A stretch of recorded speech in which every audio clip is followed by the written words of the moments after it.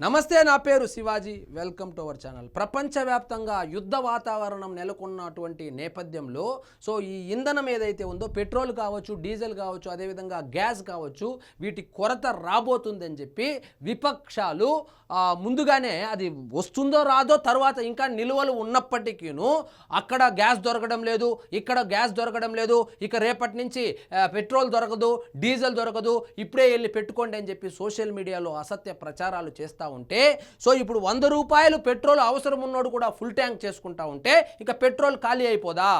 ఇప్పుడు ఒక లారీ ఉంది, లారీకి రోజుకి 2000 రూపాయలు 3000 రూపాయల డీజిల్ అవసరం ఉన్నప్పటికీ వాళ్ళు ఎక్కడ యుద్ధం మొదలైపోయి ఆల్రెడీ మొదలైందనుకోండి, ఇంకా ఉధృతంగా జరిగి ఎక్కడ డీజిల్ పెట్రోల్ కొరత వస్తుందో అని చెప్పి వాహనం ఉన్నటువంటి ప్రతి వ్యక్తి దాన్ని స్టాక్ పెట్టుకోవాలనేటువంటి ఉద్దేశంతో ఎక్సెస్గా అవసరానికి మించి, అంటే ఒక నెలకు సరిపోయేటట్లు 2 నెలలకు సరిపోయేటట్లు ఈ విధంగా స్టాక్ పెట్టుకుంటా ఉంటే ఇంకా పెట్రోల్ బంకుల్లో పెట్రోల్ అయిపోకుండా ఏమవుతుంది?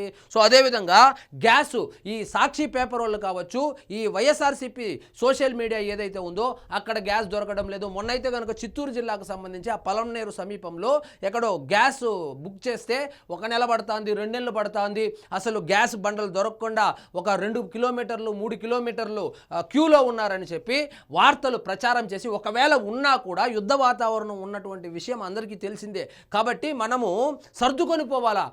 కాకపోతే వీళ్ళు ఏం చేస్తారంటే, ఒక సిలిండర్ అవసరం ఉంటే ఒక సిలిండర్ ఒక ఇంటికి దాదాపుగా 1.5 నెలల నుంచి 2 నెలల వరకు వస్తుంది. కానీ ఒక్కొక్కరు 2 సిలిండర్లు 3 సిలిండర్లు స్టాక్ పెట్టుకోవాలనుకుంటే వాస్తవంగా ఏం జరిగిందంటే, ఇప్పుడు కొద్దిగా కొరత ఉండేది కేవలం కమర్షియల్ ఆ హోటళ్లకు వాడుతున్నది, అది కూడా ఆంధ్రప్రదేశ్లో లేదని చెప్పి నాదెండ్ల మనోహర్ గారు 4 రోజులుగా చెప్పిందే చెప్తా ఉంటే కూడా అది పట్టించుకోకుండా ఈ వైఎస్ఆర్సీపీ వాళ్ళు ముఖ్యంగా సోషల్ మీడియాలో అక్కడ అది జరిగింది, ఇక్కడ ఇది జరిగింది, ఇక పెట్రోల్ మూసేస్తారు, కరోనాలో ఏ విధంగా అయితే లాక్డౌన్ వేశారో ఆ విధంగా ఇప్పుడు కూడా లాక్డౌన్ అయిపోతారు.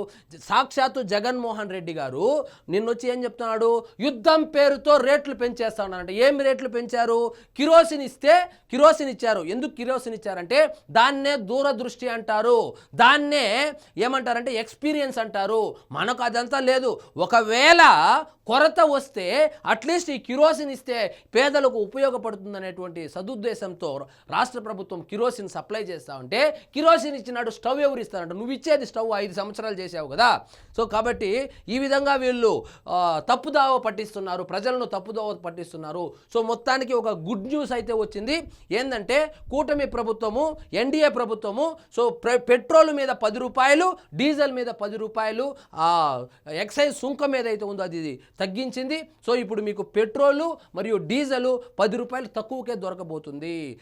ప్రపంచ దేశాలు మొత్తం ఇంధన కొరతతో రేట్లు పెంచేసి డబుల్ రేట్లతో అమ్ముతున్నటువంటి ఈ రోజుల్లో మన ఇండియాలో మాత్రము ఎన్డీఏ ప్రభుత్వము డీజిల్ మీద పెట్రోల్ మీద రేట్లు అయితే తగ్గించడం జరిగింది. ఇక్కడ చూడండి, ధరల మంటకు ఉపశమనం, పెట్రోల్ డీజిల్పై ఎక్సైజ్ సుంకం కుదింపు, లీటర్కు 10 చొప్పున తగ్గింపు, చమురు కంపెనీలకు తగ్గనున్న భారం, వినియోగదారులపై ఏ ప్రభావం ఉండదు.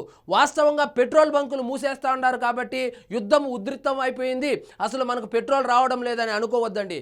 వాస్తవంగా జరిగింది ఏంటంటే, ఇంతకుముందు ఎవరైనా పెట్రోల్ బంక్ పెట్టుకొని ఉంటే వాళ్లకు ఆ సప్లయర్స్ ఎవరైతే ఉంటారో, ఆ పెట్రోల్ సప్లై చేసే వాళ్ళు కావచ్చు, డీజిల్ సప్లై చేసే వాళ్ళు కావచ్చు, క్రెడిట్ ఇచ్చేవాళ్ళు. క్రెడిట్ ఇస్తే వాళ్ళు అమ్ముకొని వచ్చిన డబ్బుల్ని తిరిగి చెల్లించేవాళ్ళు.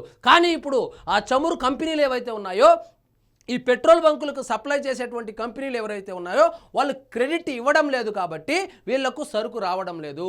కాబట్టి వాళ్ళు నో స్టాక్ బోర్డు పెట్టి పెట్రోల్ బంకులు మూసేస్తూ ఉంటే పెట్రోలే లేదన్నట్లు మొన్న హైదరాబాద్లో చూసాం. హైదరాబాద్లో ఎక్సెస్ పెట్రోల్ ఉన్నప్పటికీ ఇప్పుడున్నటువంటి స్టాక్ దాదాపుగా 28 రోజులకు సరిపోయే అంత స్టాక్ ఉన్నప్పటికీ కూడా ఈ విపక్షాలు ఏవైతే ఉన్నాయో వాళ్ళు అసత్య ప్రచారాలు చేయడం వల్ల ఆ పెట్రోల్ బంకుల దగ్గర బారులు తీరారు. 100 రూపాయలు అవసరం ఉన్నాడు కూడా 1000 రూపాయలకు పెట్రోల్ పట్టుకొని పోతా ఉంటే ఇక మరి స్టాక్ అయిపోతుంది కదా. కాబట్టి దయచేసి ఈ విపక్షాల యొక్క ఈ వాళ్ళ ట్రాప్లో అయితే పడద్దండి. మనకు ఇప్పుడున్నటువంటి ఆ నిలువ ఏదైతే ఉందో, ఆల్రెడీ మనం నిన్ననే చూసాం వైజాగ్కి షిప్పులు వస్తూనే ఉన్నాయి కాబట్టి ఇండియా వరకు ఎటువంటి ప్రాబ్లం లేదు.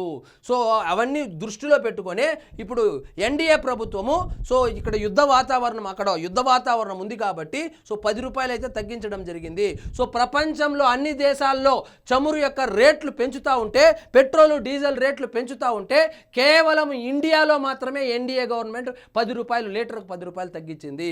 పశ్చిమాసియా సంక్షోభంతో ప్రపంచవ్యాప్తంగా ఇంధన ధరలు పెరుగుతున్న వేళ భారత ప్రభుత్వం కీలక నిర్ణయం తీసుకుంది. పెట్రోల్ డీజిల్పై విధిస్తున్న అదనపు ఎక్సైజ్ డ్యూటీని భారీగా తగ్గించింది. ఎప్పుడూ లేదు, సో ఎప్పుడూ ఈ చరిత్రలో లేదు 10 రూపాయలు పెట్రోల్ తగ్గడం అనేది. పెంచడం చూసామే కానీ పెట్రోల్ రేటు పెరగడము, డీజిల్ రేటు పెరగడం చూసాము కానీ తగ్గించడము, అది కూడా భారీగా 10 రూపాయలు తగ్గించినటువంటి చరిత్రే లేదు. ఇప్పుడు చరిత్రను తిరగరాశారు. పెట్రోల్ డీజిల్పై విధిస్తున్న అదనపు ఎక్సైజ్ డ్యూటీని భారీగా తగ్గించింది. పెట్రోల్పై సుంకాన్ని లీటరుకు ఇంతకు ముందు 13 రూపాయలు సుంకం ఉండేది, దాన్ని 10 రూపాయలు తగ్గించారు. అంటే 3 రూపాయలే ఇప్పుడు సుంకం పెట్రోల్ మీద. అదేవిధంగా డీజిల్పై విధిస్తున్న 10 రూపాయల సుంకాన్ని పూర్తిగా తొలగించింది. సో ఈ 10 రూపాయలు డీజిల్ మీద 10 రూపాయలు ఎక్సైజ్ డ్యూటీ ఉండేది, అదేవిధంగా పెట్రోల్ మీద 13 రూపాయలు ఉండేది. ఇప్పుడు పెట్రోల్ మీద 10 రూపాయలు, డీజిల్ మీద అయితే మొత్తం 10 రూపాయలు తీసేశారు. కాబట్టి మీకు ఇప్పుడు 1 లీటర్ పెట్రోల్కి 10 రూపాయలు ధర తగ్గబోతుంది, 1 లీటర్ డీజిల్కు 10 రూపాయలు ధర తగ్గబోతుంది. సో ఈ డెసిషన్ తీసుకున్నటువంటి నరేంద్ర మోడీ గారికి, సో మన ఆంధ్రప్రదేశ్ తరపున ముఖ్యమంత్రి చంద్రబాబు నాయుడు గారు, అదేవిధంగా పవన్ కళ్యాణ్ గారు అభినందించారు. సో ఇది మంచి పరిణామము. సో ఆ ప్రపంచంలో అన్ని దేశాల్లో రేట్లు పెరుగుతూ ఉంటే మన దేశంలో రేట్లు తగ్గడము నిజంగా ఇది కదా ప్రభుత్వం అంటే, ఇలా కదా ఉండాల్సింది ఒక ప్రధానమంత్రి అంటే అని చెప్పి వాళ్ళైతే కనుక పొగడడం జరిగింది. సో ఇదండి ఈరోజు మన టాపిక్. మీకు ఈ వీడియో నచ్చినట్లయితే లైక్ చేయండి, షేర్ చేయండి, ఛానల్ మాత్రం సబ్స్క్రైబ్ చేసుకోవడం మర్చిపోవద్దు.